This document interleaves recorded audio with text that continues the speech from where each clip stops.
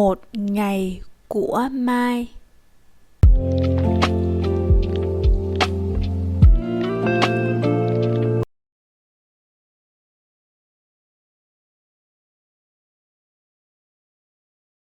Chào các bạn, mình tên là Mai.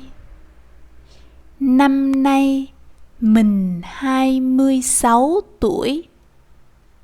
Mình sống ở Đà Nẵng.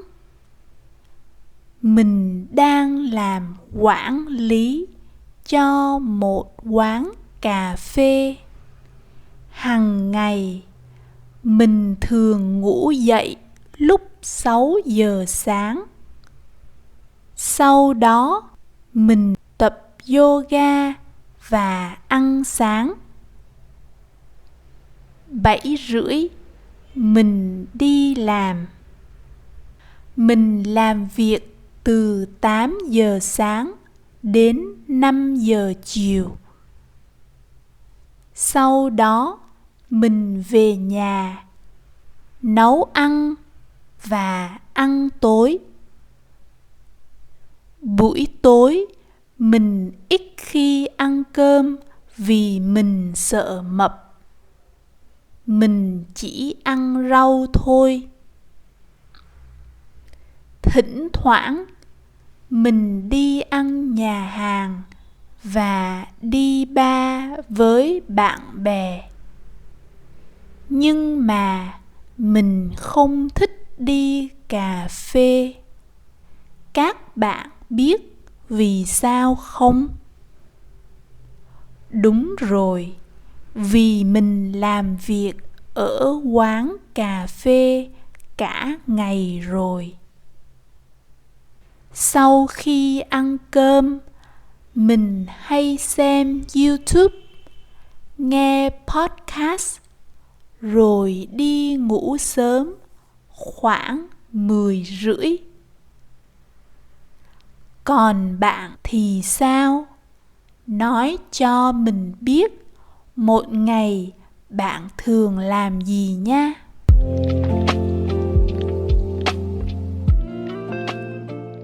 Chào các bạn, mình tên là Mai.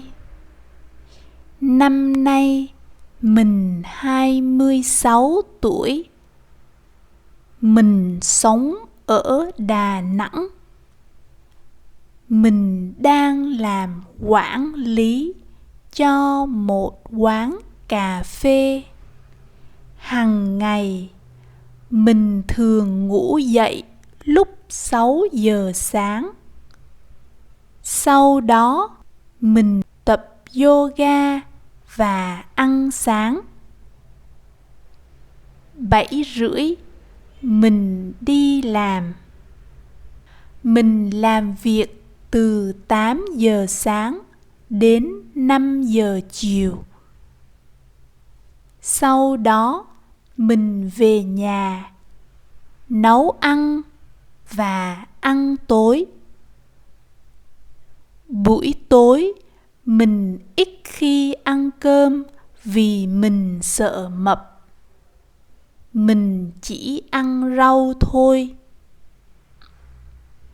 Thỉnh thoảng mình đi ăn nhà hàng và đi bar với bạn bè. Nhưng mà mình không thích đi cà phê. Các bạn biết vì sao không? Đúng rồi, vì mình làm việc ở quán cà phê cả ngày rồi.